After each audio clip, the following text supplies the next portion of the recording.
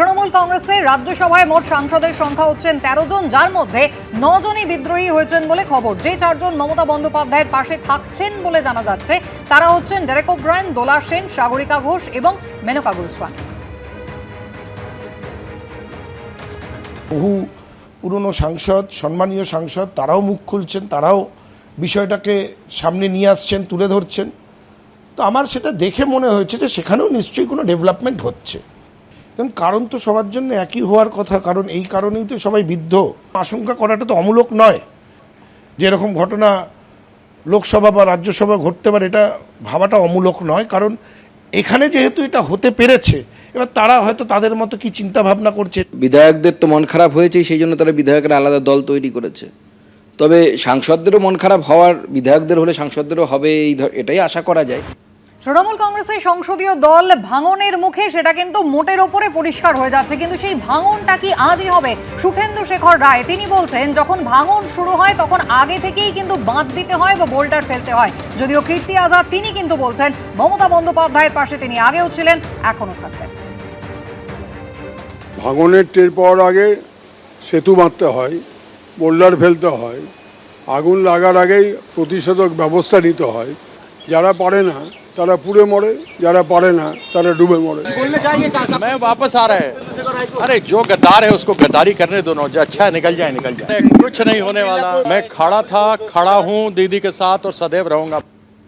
আর তৃণমূলের সংসদীয় দলে এই ভাঙন জল্পনার মধ্যেই আজ ইন্ডিজোটের বৈঠক রয়েছে, যেটা দিল্লির কনস্টিটিউশন ক্লাবে হবে এবং যেখানে মমতা বন্দ্যোপাধ্যায় সহ 23টি দলের নেতা নেত্রীরা উপস্থিত থাকবেন বলে এখনো পর্যন্ত জানা যাচ্ছে।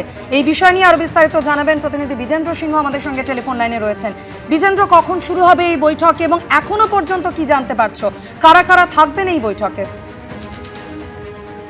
দেখো, কারা কারা থাকবেন, 12টা থেকে এই বৈঠক রয়েছে কনস্টিটিউশন ক্লাবে, কিন্তু কারা কারা থাকবেন থেকে বড় কোশ্চেন হচ্ছে কারা কারা থাকবেন না। দুটো বড় দল যারা এর আগে সব ইন্ডিয়া জোটের বৈঠকে তাদেরকে দেখা যাচ্ছে, তারা এই বৈঠকে থাকছেন না।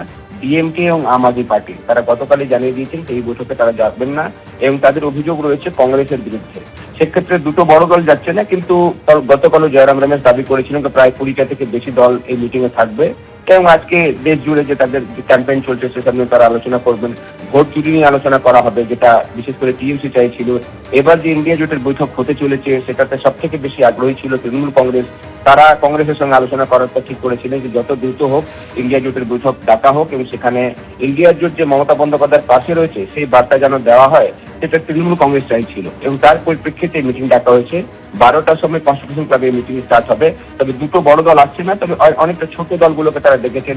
সিপিএম প্রাথমিকভাবে মনে করা হচ্ছিল যে তারা হয়তো এই মিটিং আসবেন না, বিশেষ করে কেরলে রাহুল গান্ধী যা পিনারাই বিজয়নকে নিয়ে বক্তব্যগুলো রেখেছিলেন সেটার জন্য। কিন্তু সিপিএম এর তরফ থেকে তাদের রাজ্যসভার দলনেতা জন ব্রিটাসকে তারা পাঠাচ্ছেন, তিনি থাকবেন এই মিটিং এ। আরো কয়েকটি ছোট দলগুলো থাকবে এবং 12টা থেকে মিটিং হবে। তারপরে কি সিদ্ধান্ত তারা নিলেন তারা জানাবেন। তবে একটা যে বক্তব্য আমরা কিছুক্ষণ আগে দেখাচ্ছিলাম কীর্তি আজাদের, সেটা একটু বলে রাখি। কীর্তি আজাদের গতকাল বক্তব্যের পর একজন টিএমসি বিদ্রোহী সাংসদ আমাকে বললেন কি কীর্তি আজাদ বলছেন কি তিনি গদ্দার নন, তিনি মমতা বন্দ্যোপাধ্যায়ের সঙ্গে থাকবেন। তিনি নিজেই তো দুটো দল বদল করার পর এসছেন এখন টিএমসিতে। তিনি বিজেপির এমপি ছিলেন, পরে কংগ্রেসে গেলেন, এখন টিএমসিতে এসেছেন। তো সেটা ইন্টারেস্টিং। গতকাল একজন সাংসদ যিনি বিদ্রোহী হয়েছেন তিনি আমাকে বলেছিলেন এটা বলার জন্য যখন কীর্তি আজাদ এই বক্তব্যগুলো রাখছিলেন। তবে আজকে দেখতে হবে ইন্ডিয়া জোটের বৈঠকে কি সিদ্ধান্ত নেওয়া হয়। 12টা থেকে কনস্টিটিউশন ক্লাবে মিটিং রয়েছে। ধন্যবাদ বিজেন্দ্র। আজকে ইন্ডিজোটের বৈঠক রয়েছে আর দিলীপ ঘোষ তিনি কিন্তু এই বৈঠক নিয়ে কটাক্ষ ছুঁড়ে দিয়েছেন। তিনি বলছেন ইন্ডিজোটটা আদৌ আছে কিনা তা দেখতেই দিল্লি গিয়েছেন মমতা বন্দ্যোপাধ্যায়। ইন্ডিজোটটা কোথায় আছে এটা খোঁজ করতে গেছেন, আদৌ আছে কিনা। যখন ওনারা ডাকতেন মমতা ব্যানার্জিকে উনি যেতেন না, সময় ছিল না। এখন উনি গেছেন, জানি না কার সময় আছে ওনার সঙ্গে দেখা করার। এসব গল্প অনেক হয়ে গেছে, ককরোচ পার্টি এসে গেছে। কিছু আছে লোক যারা এরকম ঘুরে বেড়ায়, চালচুলো নাই, তারা কোনো না কোনো একটা জায়গায় ঢুকে পড়ে। এইভাবে আপ পার্টি তৈরি হয়েছিল, এভাবে টিএমসি তৈরি হয়েছিল, সব বিসর্জন হয়ে যাচ্ছে। নতুন একটা প্ল্যাটফর্ম খোঁজা হচ্ছে, কোনো একটা নাম নিয়ে আসবে, কিন্তু জনতা এদেরকে বুঝে গেছে। এদিকে তৃণমূল কংগ্রেসের বিধায়কদের মধ্যে মমতা বন্দ্যোপাধ্যায়ের হাতে এখন সম্বল মাত্র 20 জন। এবার তাতেও কি ভাঙন ধরাবেন ঋতব্রত বন্দ্যোপাধ্যায়, সন্দীপন সাহারা? সংখ্যার নিরিখে নিজেদের আসল তৃণমূল বলে ইতিমধ্যেই দাবি করেছেন ঋতব্রত বন্দ্যোপাধ্যায়, সন্দীপন সাহা। জল্পনা বাড়িয়েছেন তৃণমূল থেকে বহিষ্কৃত বিধায়ক সন্দীপন সাহা। কি বলেছেন তিনি, শোনাবো। যে 58 জন সই করেছিল তার বাইরেও অনেক বিধায়ক যোগাযোগে আছে। 31 তারিখ যখন মিটিং ডাকা হয়েছিল কালীঘাটে 20 জন পৌঁছেছিল, আর 5 তারিখ যেই মিটিং ডাকা হয়েছে সেখানে 8 জন বিধায়ক পৌঁছেছে। এর থেকেই বিষয়টা পরিষ্কার হয়ে যাচ্ছে যে আগামী দিন যেই বিধায়করা এই 58 জনের মধ্যে নেই তারা কোন দিকে যেতে চলেছে। আমরা হয়তো ট্রিগার, কিন্তু সেই কারণগুলি সবার জন্যই এক। আপনি অনায়াসে সেটা বলতে পারেন যে যারা যোগাযোগ করছে তারা যখন এখানে চলে আসবে সেটা 60-এর অনেক বেশি হয়ে যাবে। পচা মাছের একটা ঝুড়ি থেকে যদি কিছুটা মাছকে আলাদা করে রাখা হয় তাহলে সে মাছ ভালো মাছ বা জ্যান্ত মাছ বা টাটকা মাছ হয়ে যাবে না। তৃণমূল ভেঙে যত রকমের দল হবে তারা তৃণমূলের মতনই হবে এবং তৃণমূলের থেকেও খারাপ হতে পারে। সুতরাং মানুষ আর এইসব দল উপদল কোন দল তৃণমূলের মধ্যে এসব নিয়ে আর ভাবছে না। মেসিকাণ্ডে অরূপ বিশ্বাসকে ফের নোটিশ পাঠালো পুলিশ। এর আগে শারীরিক অসুস্থতার কারণ দেখিয়ে হাজিরা দেননি তিনি, কিন্তু কোনো মেডিকেল সার্টিফিকেট দেননি বলে অভিযোগ। আজ সকাল 11টার মধ্যে বিধাননগর দক্ষিণ থানায় হাজিরা দিতে বলা হয়েছে অরূপ বিশ্বাসকে। এনারা দুজন ছিলেন অত্যন্ত প্রভাবশালী, যেহেতু মুখ্যমন্ত্রীর একেবারে খুব কাছের ঘনিষ্ঠ। রাজ্যে পালাবদলের পর হুড়মুড়িয়ে ভেঙে পড়েছে বিশ্বাস ব্রাদার্সের সাম্রাজ্য। একদিকে মেসি কাণ্ডে প্রাক্তন ক্রীড়ামন্ত্রী অরূপ বিশ্বাসকে ফের তলব করেছে পুলিশ। গ্রেফতার হয়েছেন তার ভাই সৌরভ বিশ্বাস। তাদের খাসতালুক সুরুচির সঙ্গে আছড়ে পড়েছে রোষ। এই প্রেক্ষাপটে রবিবার অরূপ বিশ্বাসের ঠিকানায় পৌঁছে গেল পুলিশ। যুব ভারতীতে মেসির অনুষ্ঠান ঘিরে চূড়ান্ত বিশৃঙ্খলার ঘটনায় এফআইআর দায়ের হয়েছে প্রাক্তন ক্রীড়ামন্ত্রীর বিরুদ্ধে। জামিন অযোগ্য ধারায় রুজু হয়েছে মামলা। বৃহস্পতিবার তাকে থানায় তলব করা হলেও শারীরিক অসুস্থতার কারণ দেখিয়ে হাজিরা দেননি তিনি। এই অবস্থায় রবিবার তার বাড়িতে পৌঁছে গেল নিউ আলিপুর থানার পুলিশ। বেশ কিছুক্ষণ ডাকাডাকির পরও কেউ সাড়া দেননি।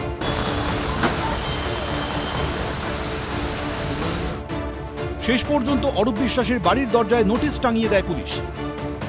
আপনি যে সময় চেয়েছিলেন যে তিনি অসুস্থ বলে, কিন্তু কোনো রকমভাবে কোনো মেডিকেল গ্রাউন্ডের কথা উল্লেখ করলো, কোনো প্রেসক্রিপশন দেননি। তার পরবর্তীকালে বলা হচ্ছে যে ফার্দার ডিরেক্টে, অর্থাৎ আবারও বলা হচ্ছে অ্যাপিয়ার বিফোর মি অন 8/6/2026 সকাল 11টায় বিধাননগর দক্ষিণ থানায়। এবং একেবারে কিন্তু এই যে নোটিশ, সেই নোটিশ অরূপ বিশ্বাস, প্রাক্তন মন্ত্রী অরূপ বিশ্বাস, তার উদ্দেশ্যে বিধাননগর দক্ষিণ থানার তরফ থেকে নিউ আলিপুর থানাকে জানানো হলো। কারণ অরূপ বিশ্বাসের বাড়ি নিউ আলিপুর থানা এলাকায়। সেই নিউ আলিপুর থানায় বা মন্ত্রী অরূপ বিশ্বাসকে মেসি কাণ্ডে হাজির হওয়ার জন্য একেবারে বাড়ির যে সদর দরজায়, সেই সদর দরজায় কিন্তু নোটিশ টাঙিয়ে দিল। গত বছর 13ই ডিসেম্বর যুবভারতীতে মেসির অনুষ্ঠান ঘিরে চরম বিশৃঙ্খলা তৈরি হয়। মেসির একেবারে গা ঘেঁষে ছবি তোলার চেষ্টা করেন নেতা, মন্ত্রী, ভিভিআইপি ও তাদের পরিবারের সদস্যরা। লিওনেল মেসির গায়ে কার্যত লেপ্টে ছিলেন তৎকালীন ক্রীড়ামন্ত্রী অরূপ বিশ্বাস। নেতা মন্ত্রীদের উপদ্রবে মাত্র 15-20 মিনিটের মধ্যেই মাঠ ছাড়েন মেসিরা।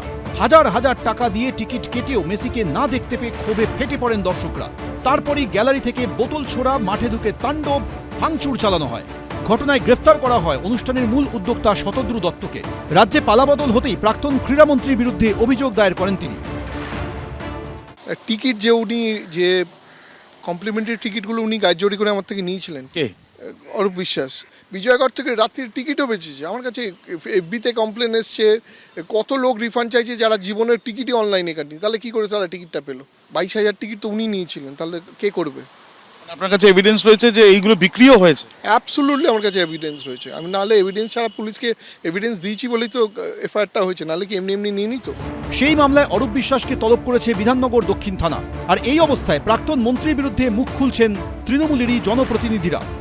টালিগঞ্জে একটা কালচার ছিল যে টালিগঞ্জে সব ওনার নিজস্ব মনোনীত অবজারভাররা থাকবে, তারা টোটাল টালিগঞ্জটাকে পরিচালিত করবে। কিন্তু সেই মিটিংয়ের সদস্যই বলছে, বিষয় তুমি যাওনি মিটিংয়ে, তোমাকে বলছে অঞ্চলে বিশ্বজিৎ মণ্ডলকে ঝাঁটা দিয়ে কেন পেটাচ্ছিস না। বিধায়ক বলেছে Arup Biswas. As a councillor, কাঠের পুতুল, সব জায়গাতেই আমাকে যেতে হতো। সোমবার সকাল 11টার মধ্যে বিধাননগর দক্ষিণ থানায় হাজিরা দিতে বলা হয়েছে অরূপ বিশ্বাসকে। পার্থপ্রতিম ঘোষ, এবিপি আনন্দ। এবিপি আনন্দ, এগিয়ে থাকে, এগিয়ে রাখে।